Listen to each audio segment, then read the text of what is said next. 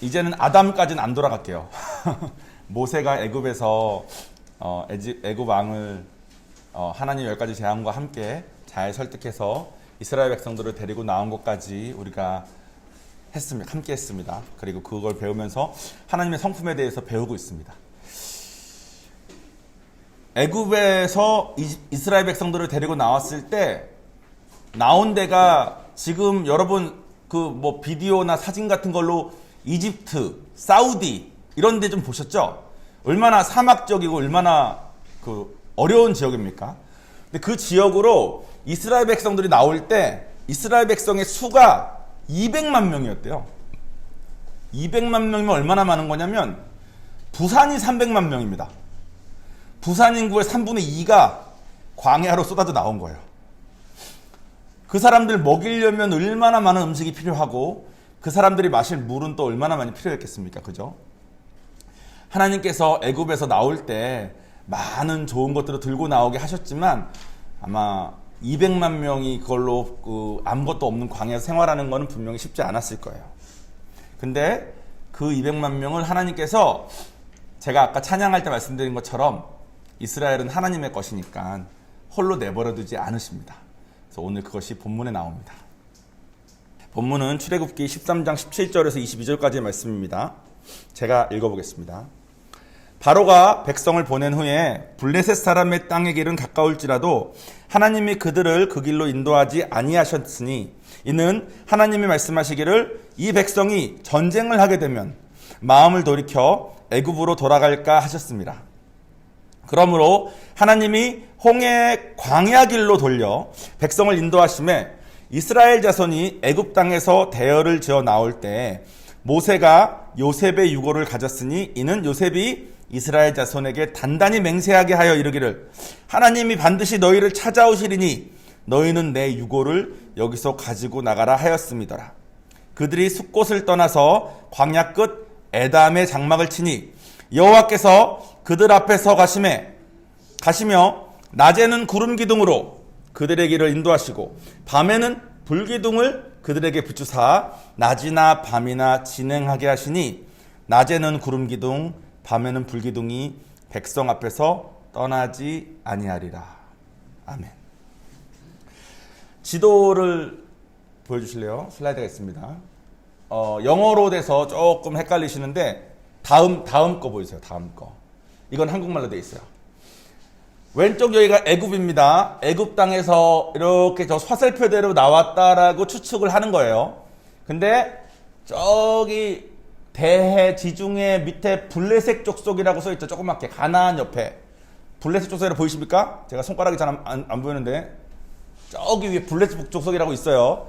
저기로 여기서 나와가지고 가나안으로 가는 거예요. 그러면 이렇게 가면 제일 빠르잖아요. 근데 이 블레셋 족속이라는 애들이 여기 이렇게 살았어. 그러니까 하나님이 일로 가면 얘네들이랑 전쟁을 해야 되는데 전쟁을 하게 되면 그 이스라엘 백성들이 노예였던 사람들 아닙니까? 싸움을 잘하는 사람들이 아니잖아. 그러니까 싸우면 무서워서 다시 돌아갈까봐 구름 기둥과 불 기둥을 사용해서 인도하실 때 얘네들을 피해서 이렇게 인도하셨다고 쓰여져 있는 거예요. 그런데 여기까지는 맞아요. 근데 우리는 다 여기서 요것도 홍해고 요것도 홍해거든요. 요 밑에가 다 홍해예요. 홍해라고 써있죠. 홍해가 요렇게도 들어오고 요렇게도 들어오는데 우리는 숫곳에서 이렇게 왔다가 애굽에서 홍해를 가를 때 요렇게 건너간 줄 알았어. 요거 홍해를 건넌 줄 알았어. 근데 요즘 여기까지는 이집트니까 이집트가 관광산업으로 여기 산 하나 잡아서 시내산이라 이름해서 돈도 벌고 사람들이 여기도 이제 관광 많이 했거든요. 근데 알고 보니까 여기가 이제 사우디야. 사우디는 완전 이슬람적이고 아무도 못 들어가는 나라 아닙니까? 사우디에서 한국 사람 의사 한 명이 사우디 왕의 주치의가 됐어요. 이 주치의가 된 상태로 여기를 다니다가 여기 보니까 이스라엘이 건너왔다는 것을 기념하는 비도 있고 실제 시내산도 여기 있더래. 그러니까 알고 보니 아마 그 전 슬라이드 보여주세요. 그래서 지금은 숫곳에서 오늘 본문에 나오는 에담으로 이렇게 갔다가 이거를 홍해를 건넜다라고 지금은 봅니다. 근데 아마 예전에 우리 예배 드리신 분은 아까 지도가 더 익숙하실 거예요. 근데 이게 아마 실제 경로여서 마운틴 시나이도 여기 있죠. 시내산도 여기 있고 여기 광야를 헤매다가 가나안을 갔다고 하는데 오늘은 이거냐 아까 거냐 그게 중요한 게 아니라 여기에 있는 블레셋 사람들을 피해서 이렇게 돌리셨다는 거예요. 하나님이 돌리셔서 에담까지 갑니다. 그래서 하나님께서 저 사람들을 피해서 돌리시고 가시면서 낮에는 구름 기둥, 밤에는 불 기둥으로 인도하실 때, 그건 무슨 말이냐면 다음 슬라이드 한번 보여주실래요? 이거는 그냥 상상으로, 다음이요. 상상으로 그려진 건데 이게 낮이에요. 대낮에. 대낮에 이런 광야를 걸으면 그늘도 없고 아무것도 없잖아요. 그때 구름 기둥이 있으면서 위에 있는 구름이 이 사람들한테 그늘도 주고 구름 기둥이 앞서가면서 이 사람들을 이끌었대. 그러니까 이 사람들은 나왔는데 자연현상에 원래 없는 구름이 기둥을 이루어서 그늘을 만들어주고 자꾸 어디로 갑니다. 이 사람들은 가나안이면 절로 가야 되는데 일로 가네 하면서 그냥 이렇게 따라가게 된 거예요. 다음 슬라이드 보여주실래요? 밤에는 불기둥이래. 밤에 이 광야가 얼마나 춥겠습니까? 일교차가 얼마나 심하고. 그래서 불 주변에서 있으면 되고. 다음 슬라이드 보여주실래요? 이 사람들이 장막을 지으면 장막 위에 거하셨대. 하나님이. 불기둥과 구름기둥으로. 이스라엘 백성들이 모세가 애굽에서 이렇게 일으킨 여러 가지 그 재앙들을 보면서 하나님 정말 계시는구나 생각도 분명히 했을 테고. 그죠? 그리고 광야를 나왔는데 구름 기둥과 불 기둥이 이끌면 얼마나 이스라엘 백성들이 와 진짜 하나님이 나를 인도하시는구나 했겠어요. 그죠? 그런데 문제가 있어. 인도하신다는 건 분명한데 뭔가 자기들이 원하는 방법이 아니야. 아까 말씀드린 것처럼 블레셋 사람 땅으로 가면 편한데 어려운 광야로 돌려요. 그러다가 아까 말씀드린 것처럼 이집트 군대가 쫓아와. 그러니까 홍해를 갈라가지고 또 도망가게 하셔. 홍해를 가르는 건 분명히 하나님만 할 수 있는 말도 안 되는 기적입니다. 그죠? 근데 하나님은 능력도 있고, 그죠? 다 아시는 분이시니까 자기 백성이면 이렇게 싹 떠다가 이렇게 가나안으로 착, 블레셋도 갑자기 이렇게 홍해를 가르지 말고 블레셋 사람들을 좀 가르면, 그죠? 그걸로 싹 지나가면 얼마나 좋아. 근데 그렇게 안 하셨다는 거예요. 제가 200만 명이라 그랬죠? 200만 명이 다니는데 마실 물이 얼마나 필요했겠습니까? 떨기나무가 불탈 때 그 건조한 날씨 때문에 확 불타고 다 없어진다 그랬잖아요. 그런 날씨에 200만 명이 나왔어. 그러니까 목이 얼마나 말랐겠어. 그러니까 3일 딱 됐을 때 사람들이 엄청나게 불평하기 시작합니다. 목마르다고. 하나님 백성이면, 그죠? 좀 목도 안 마르게 좀 이렇게 짜자 하면 좋은데 그렇게 안 하셔. 그러니까 사람들이 이집트에서 물도 잘 마시고 했었으니까 이게 뭐냐 할 때 기적을 통해서 물도 주세요. 그리고 배고프니까 이집트에 있을 때는 배부르게 먹었는데 할 때 먹을 것도 주셔. 어느 정도로 주시냐면 고기 먹고 싶다. 그러니까 갑자기 메추라기 때가 이 광야 때 막 와버려가지고 걔네를 먹습니다. 그러니까 분명히 구름기둥 불기둥처럼 쓴물이 단물이 되는 것처럼 바위를 쳤더니 물이 나오는 것처럼 분명히 하나님이 함께 하셔. 근데 이게 힘들어. 그러니까 자꾸 불평이 나오는 거예요. 이집트에 있었을 때는 이런 고생은 안 했는데 따라 나오면 하나님 살아계시니까 따라 나오면 좀 짜잔 좀 되고 좀 좋아져야 되는 거 아니야? 어디서 많이 들어본 얘기 같지 않습니까? 요즘 우리가 하는 불평이 그 불평입니다. 하나님 믿으면 그죠? 좀 돈도 빡 벌고 건강도, 저는 하나님 딱 만나면 살이 저절로 빠질 줄 알았어. 근데 아니야. 하나님 믿으니까 사람들 섬기느라 더 먹어. 그래가지고 살이 더 쪄요. 그러니까 이거는 하나님이 능력이 있는 것도 알겠고 신앙생활 하다 보면은 구름기둥 불기둥처럼 계속 뭔가 하나님이 살아계신 건 느껴지고 하나님의 뭔가를 경험도 하고 말씀 들어보니까 말도 맞는데 이 길로 나름 가는데 내가 원했던 것들이 짜짜잔 되는 것도 아니고 뭔가 이상해요. 그래서 물 없다고 불평하고 밥 없다고 불평하고 또 사람이 많아지니까 모세가 이 사람들을 관리하는 게 힘들어서 천부장 백부장 같이 지도자도 하나씩 다 세웠어야 됐고 이걸 광야에서 다 합니다.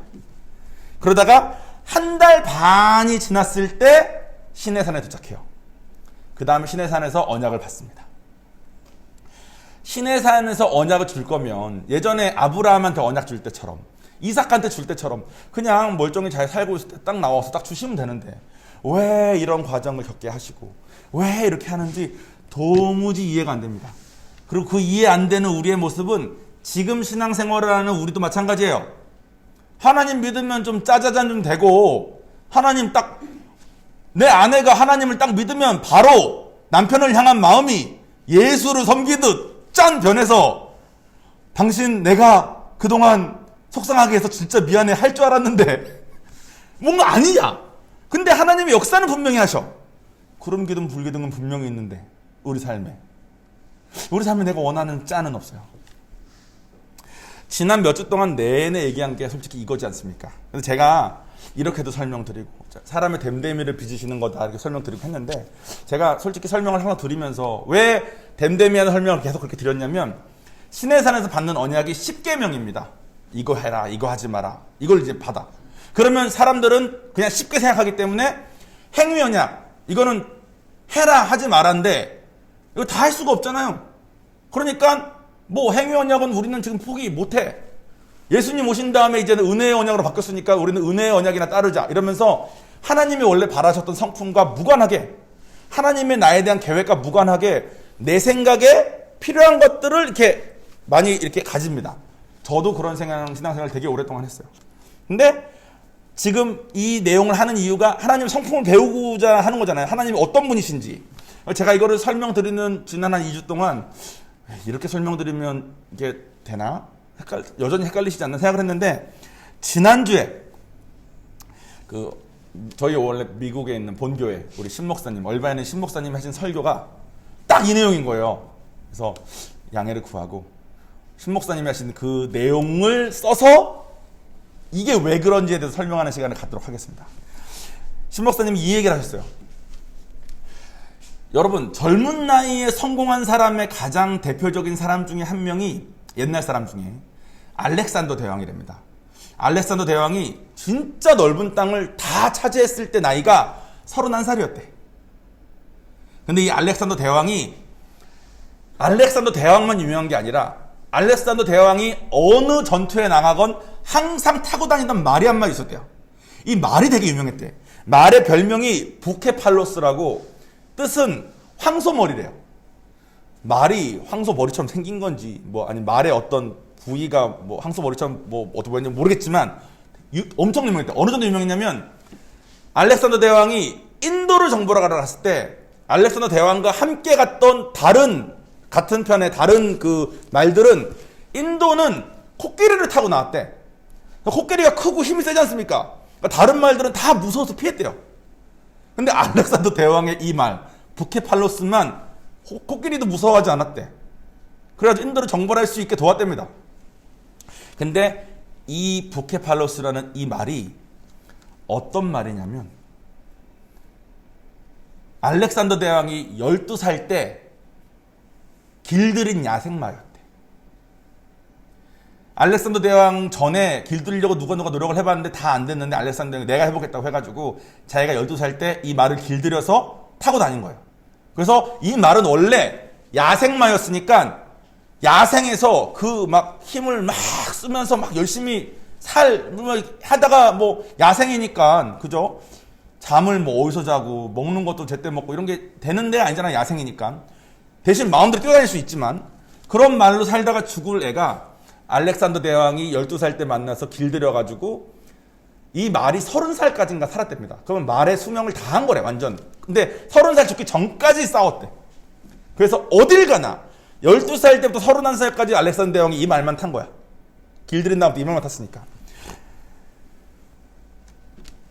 야생마를 길들이는 것이 하나님께서 우리에게 원하시는 것과 아주 흡사하다고 합니다. 자, 우리가 다 야생마라고 생각을 해봅시다. 그러니까 야생마예요. 원하는 대로 살고 원하는 대로 달리고 좀 위험하기도 하고 좀 배고플 때도 있고 하지만 그렇게 살던 야생마들이 누군가를 만났어. 근데 이 사람은 돈도 있고 날 사랑도 해. 그러면 그 야생마가 그 사람에게 바라는 건 뭘까요? 아마도 내 마음대로 뛰어다니고 내 마음대로 살다가 그 사람한테 오면 마구간에서 잠도 안전하게 자고 비가 와도 비 안 맞아도 되고 음식도 항상 마구간에 있고 또 내 겉에 보여지는 모양이 예쁘게 빗질도 잘 해주고 아마 이런 걸 바랄 겁니다. 야생마들은. 이집트에서 있었던 이스라엘 백성들이 그랬어요. 먹고 자고 안전하고 그리고 이집트 사람들한테도 잘 보여가지고 좀 이렇게 콩고물 떨어지는 걸 통해서 한 자리 차지도 해보고 이스라엘 백성들 감독하는 사람도 돼보고 이런 걸 바랬을 겁니다. 지금의 우리도 마찬가지예요. 하나님 만나서 세상 살다가 힘들 때 와서 위로도 받고 하나님이 교회 안에서 좋은 사람도 만나게 하고 좋은 사람 만나서 결혼도 하고 그리고 뭐 내가 원하는 꿈을 막 심파주고 살다가 말 비껴주듯이 하나님이 내 꿈을 좀 더 예쁘게 잘 비껴주게 도와도 주고 우리가 이런 걸 다 바라는 것 같아. 그런데 하나님께서 바라시는 거는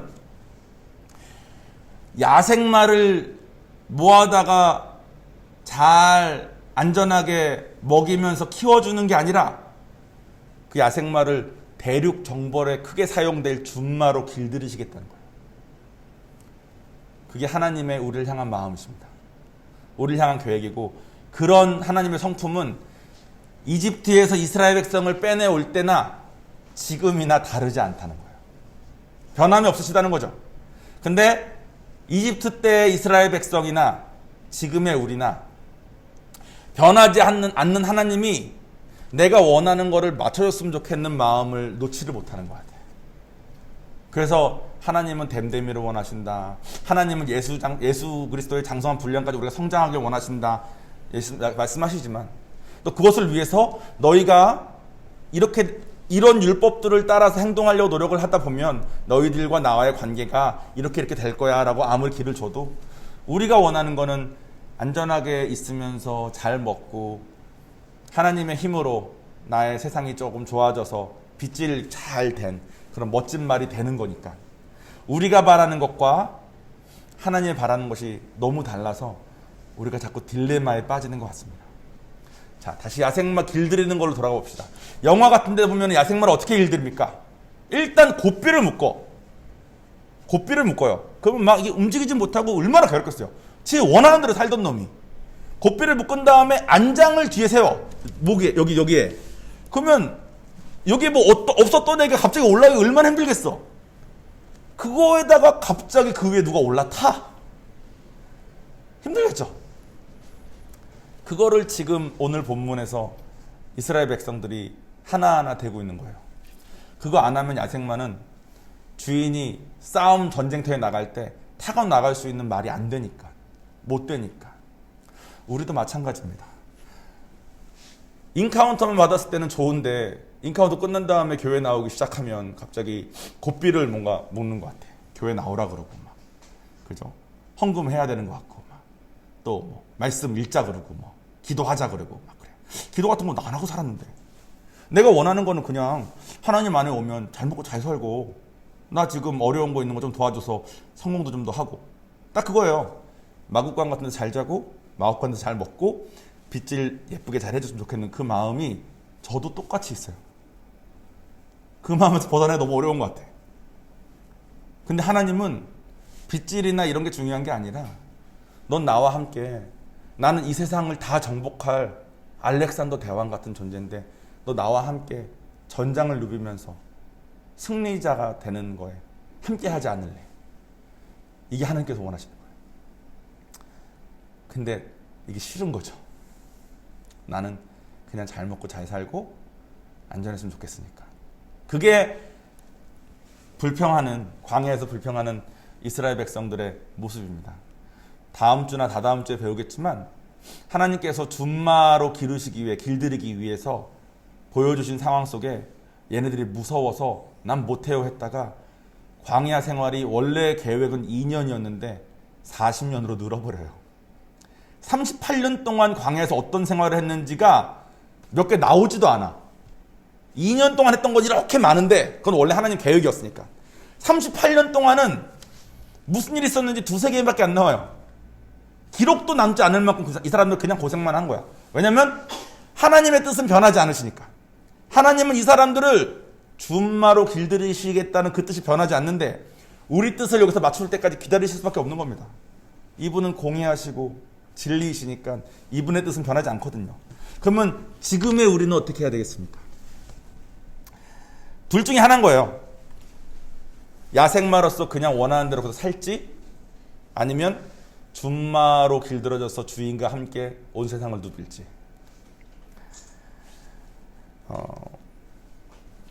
기독교에서 말하는 복음은 보통 사람들이 오해하는 게 이건 것 같아요. 하나님이 살아계신다는 것을 믿는 게 복음이라고 생각하는 것 같아요. 예수님이 하나님이시고 그분이 하나님이신 걸 정말 믿는 거, 믿으면 되는 거 아니냐. 근데 아닌 것 같아요. 복음을 말할 때는 반드시 뭐가 포함되어야 되냐면 하나님을 살아계신다는 걸 믿는 것은 무당들도 많이 믿습니다. 무당들도 하나님에 대한 얘기를 해요. 살아계신 건 믿으니까. 지네 잡신도 지네가 섬겨서 그렇지. 그러니까 하나님을 살아계신다는 걸 믿는 것이 복음이 아니라 이분이 살아계시고 내가 죄인인 걸 믿는 거예요. 그 말은 뭐냐면 나는 야생마였다는 것을 믿는 겁니다. 내가 야생마였었고 하나님이 나를 길들이시고 하나님의 방법으로 내가 따라가지 않으면 나는 객지 어디서 무슨 사고로 언제 죽을지 모를 그런 존재였는데 하나님이 나를 보듬으시고 먹이시고 안전하게 하고 또 고삐도 채워서 위험한 데 가는 것도 막아주시고 안장도 채워가지고 하나님과 동행할 수 있게 나를 길들여주시는 그것이 필요한 존재인 걸 인정하는 것. 내가 죄인이기 때문에 구원자가 필요하다는 걸 인정하는 것이 반드시 포함돼야지만 복음인 것 같아요. 여러분들도 이 다음 주가 되면 이제 행위 언약들이 나오기 시작합니다. 그러면 아마 여러분들이 그동안 십계명을 대하실 때 저도 예전에 그랬어요. 구약의 율법 따위야 뭐 지금 뭐 안 지켜도 되는데 뭐 어차피 다 지키지도 못하고 못 지키면 예수님이 용서해주면 된 거지. 이런 생각으로 제가 솔직히 살았어요. 그래서 하나님께서 나를 길들이시고 저에게 부어주시려고 준비하셨던 엄청난 것들을 신경도 안 쓰고 관심도 없고 다 놓친 채 살고 있었던 것 같습니다. 그리고 이제 조금씩 이거였구나, 이런 것도 원하셨구나, 나에게 이런 것까지 주길 원하셨구나를 하나하나씩 보기 시작하는 것 같아요. 여러분들도 초청하길 원합니다. 야생마로 우리 머물지 말고 이해는 잘 되지 않지만 준마가 되어서 하나님과 함께 대륙을 정벌하는데 같이 동원되면 어떨까 하는 생각이 듭니다. 자, 마무리를 짓겠습니다. 마무리도 신 목사님이 하신 마무리를 그대로 갖다 씁니다. 워런 버핏이라고 혹시 아세요? 워런 버핏이라고 막 주식 이런 거 투자하는 걸로 엄청나게 유명한 사람이 있어요. 전 세계에서 정말 제일 유명한 사람일 거예요. 이 사람과 식사 한번 하기 위해서 서로 경쟁해서 매년 한 번씩 식사하는 걸 하는데 식사할 때 경쟁해서 돈을 막 엄청나게 내고 누구나 그 사람하고 식사해가지고 물어보고 싶은 게 많으니까. 그래서 워런 버핏과의 식사가 되게 유명하답니다. 전 세계적으로. 매년. 그래가지고 뭐 작년에는 뭐 어느 나라 사람, 그다음에는 어느 나라 사람이 경매처럼 난 얼마를 내겠다. 해서 돈 제일 많이 낸 사람이 워런 버핏과 식사를 한번 하는 거예요. 워런 버핏과 식사한 사람들이 공통적으로 물었던 질문이 뭘까요? 여러분, 워런 버핏과 지금 식사할 수 있으면 뭘 물어보고 싶으세요? 어디다 투자해야 될지 물어보겠죠. 당신은 이걸 아는 사람일 테니 당신이 지금 나처럼 얼마가 있다면 이 돈을 어디에 투자하시렵니까? 이 사람은 제일 통계적으로나 역사적으로나 제일 확률이 높은 사람이에요. 이 사람 말은 들으면 아마 될 거야. 그죠? 제일 많은 거 아는 사람이니까. 근데 이 사람이 그런 질문을 항상 받고 항상 그 질문을 받을 때마다 답해주는 답이 있답니다. 그 사람이 이렇게 말한대요. 당신이 해야 될 가장 큰 투자는 자기 자신에게 투자하는 겁니다.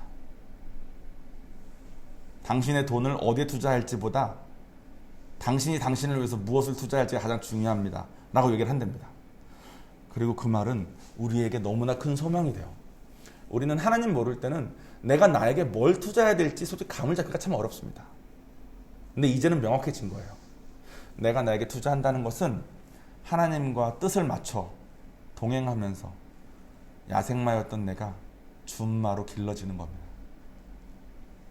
그 내가 길들여진 만큼 하나님께서 나를 주의 영광을 쓰실 건데, 그 영광을 쓴다는 말이 뭐냐면 나를 부려먹는다는 것이 아니라 나를 위해 준비하신 그 큰 계획들과 그 큰 축복들과 그 큰 은혜들이 나에게 비로소 부어질 수 있는, 여러분 구원 받는 거는 은혜를 받는 거잖아요. 은혜는 받을 자격이 없는 자에게 주는 겁니다. 그래서 우리는 다 은혜 받은 자예요. 우리가 천국 가게 된 것에 대해서는 우리가 뭘 했기 때문에 받았다고 말할 수 없어요.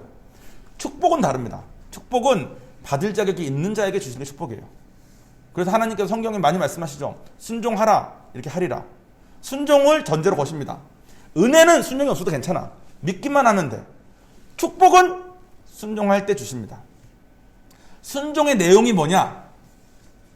내가 준마로 길러진 거에 나를 내어드리는 겁니다. 그것이 출애굽했을 때 이스라엘 백성들을 향한 하나님의 계획이었고, 지금도 하나님의 성품은 변하지 않고 지금 우리에게도 하나님께서는 동일하게 말씀하고 계시는 겁니다. 자, 이제 준마로 기르기 위한 것이다. 이것은 얘를 부려먹으려고 함이 아니라 하나님의 큰 뜻에 우리를 동참시켜 주시려는 거다.